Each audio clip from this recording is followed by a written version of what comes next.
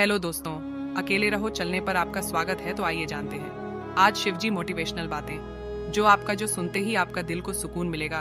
शास्त्रों में मानव के जीवन से जुड़ी हर परेशानी हका हल वर्णित है। देर है तो उस ज्ञान को अर्जित करने की और उस पर अमल करने की।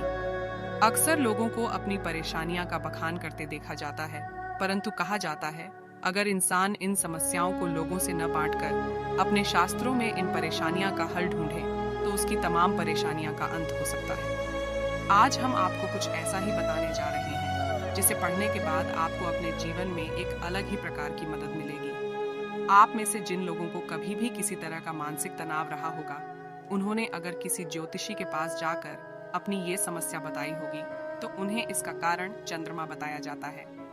कहा जाता है मन का कारण चंद्रमा को माना जाता है।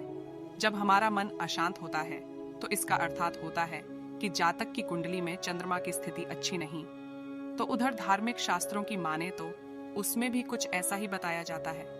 इस संदर्भ में अगर शिव पुराण में एक दृष्टि डाली जाए तो समझा जा सकता है कि चंद्रमा का हमारे जीवन में क्या महत्व है और कैसे कोई भी व्यक्ति अपने मन पर काबू पा सकता है। तो आइए जानते हैं शिव जी के अनुसार मानव के मन का मौन होना क्यों जरूरी है। क्या इससे मन की शांत किया जा सकता है या नहीं।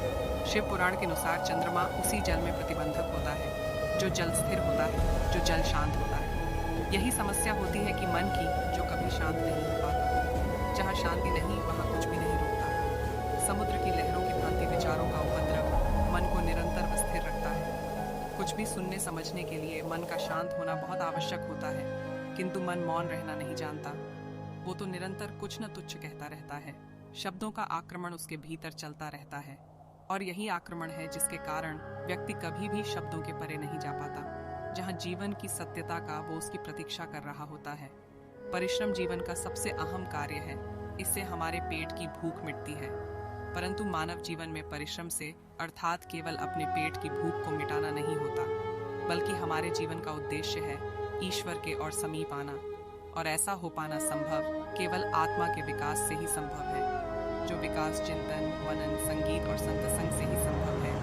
आत्मा का यही विकास मनुष्य को मनुष्यता से उभारकर ईश्वर की ओर ले जाता है। इसलिए केवल यह सोचना कि जो परिश्रम नहीं कर रहे वो आलसी है, ये उचित नहीं है। जितना प्रयास शारीरिक परिश्रम के लिए करना पड़ता है, उससे कई गुना प्रयास की आवश्यकता होता है मानसिक और आध्यात्मिक कार्य में होता है। अपने स्वार्थ से ऊपर उठना पड़ता है, अपने आराध्य में ध्यान केंद्रित करना पड़ता है। आज के समय में हर कोई धन संग्रह करने के पीछे भाग रहा है। प्रत्येक मनुष्य के जीवन का उद्देश्य सिर्फ और सिर्फ धन एकत्रित करना ही है।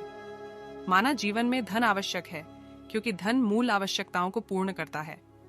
जब मनुष्य इच्छाओं को आवश्यकता समझ बैठता है तो धन कितना ही क्यों ना हो, पर्याप्त नहीं रहता है। मनुष्य की 3 मूल आवश्यकता होती है: तन ढकने के लिए वस्त्र, पेट भरने लिए अन्न और रहने के लिए मकान। इसके बाद तो सब इच्छाएं होती हैं। मनुष्य को चाहिए कि उसकी मूल आवश्यकता पूर्ण हो, इतना ही धन उसे अर्जित करना चाहिए। इन आवश्यकताओं के पूर्ण होने के बाद बचा हुआ धन हमें दान दे देना चाहिए।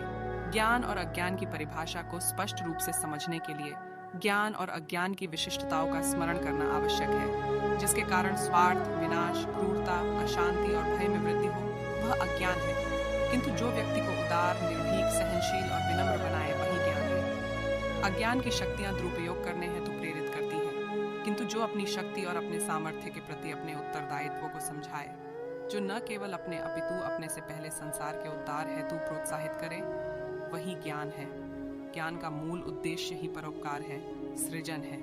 दूसरों की भावनाओं को समझना, उनका आदर करना, यही ज्ञान है। क्योंकि ज्ञान हमें न केवल अपने अपितु दूसरों के दुख और सुख के प्रति भी संवेदनशील बनता है, किंतु जो दूसरों की भावनाओं का अनादर करे उसे ज्ञान की श्रेणी में कैसे रखा जा सकता है।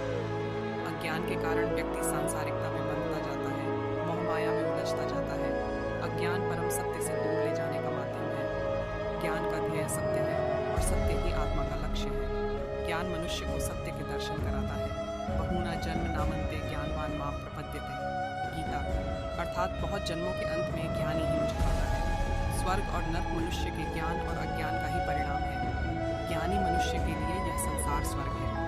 वह जहाँ भी रहता है स्वर्गीय वातावरण का सृजन कर लेता है। तो अज्ञानी को पद पद पर अपने दुष्कृत्य और कुविचारों के कारण नारकीय पीड़ाओं का सामना करना पड़ता है। दोस्तों, कमेंट के माध्यम से यह बताएं कि अकेले रहो, ज्ञान और अज्ञान की परिभाषा वाला यह वीडियो कैसा लगा। वर्टिकल बार हमने पूरी कोशिश की है आपको सही जानकारी मिल सके।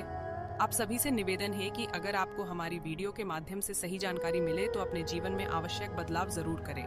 फिर भी अगर कुछ क्षति दिखे तो हमारे लिए छोड़ दे और हमें कमेंट करके जरूर बताइए ताकि हम आवश्यक बदलाव कर सकें। वर्टिकल बार, हमें उम्मीद है कि आपको वाला यह वीडियो पसंद आया होगा। वर्टिकल बार, आपका एक शेयर हमें आपके लिए नए आर्टिकल लाने के लिए प्रेरित करता है। वर्टिकल बार ऐसे शिव जी ज्ञान बारे में जानने के लिए हमारे साथ जुड़े रहे।